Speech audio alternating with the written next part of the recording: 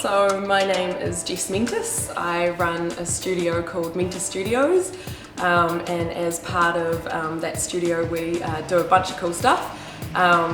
We make jelly under the brand The Jellyologist. We make lollipops, chocolate lollipops under the brand Licked Lollipops.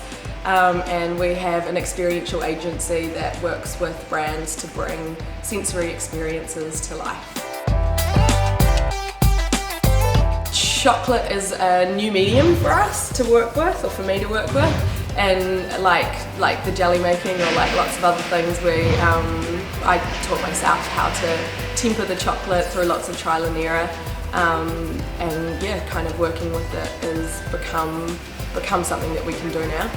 But yeah, taught ourselves how to work with chocolate.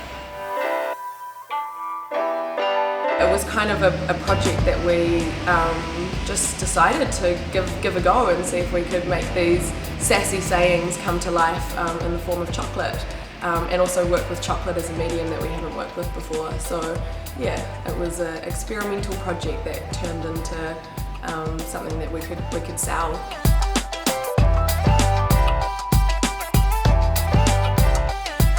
The sayings on the chocolate come from the vernacular that we're kind of developing as a technologically savvy kind of young group of sassy kids. They say things like YOLO, you're a fucking legend, everything's gonna be okay, which is now a hashtag, EBOC. So they're kind of an edible card, if you like. So yeah, and to say thank you to someone, you can say you're a fucking legend instead of giving them a box of roses, for instance. Or if someone did something really well, or you want to say congratulations, we've got a nailed it lollipop. So yeah, they're really kind of a fun alternative to sit in the gifting sector. Background's kind of really in design.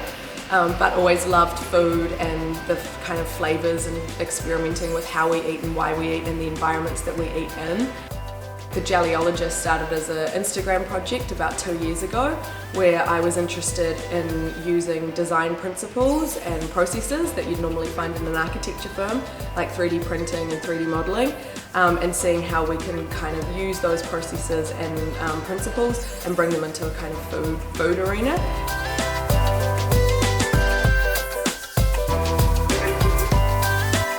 Instagram and Facebook and those kinds of platforms kind of have an audience of absolutely millions potentially. So it's a lot easier now to kind of get your brand out there and get your message out there, and if you're really passionate about it and really do want to give it a go, then just start. Starting is definitely the hardest thing. Just start and post it and see what happens. The biggest learning curve for me has been the business side of things. I'm a creative first, and I love creating and doing and seeing things come to life, but you obviously have to pay your bills as well, and for me that's been the hardest kind of balancing act, to get our pricing right, still not right, and also to kind of educate clients about the fact that although I love what I do, I also have to value what I do and charge for it. So that's been a pretty steep learning curve that I'm still not round the bend on. So, but yeah, continue to learn and continue to grow it into a business so that you can kind of further the things that we want to do.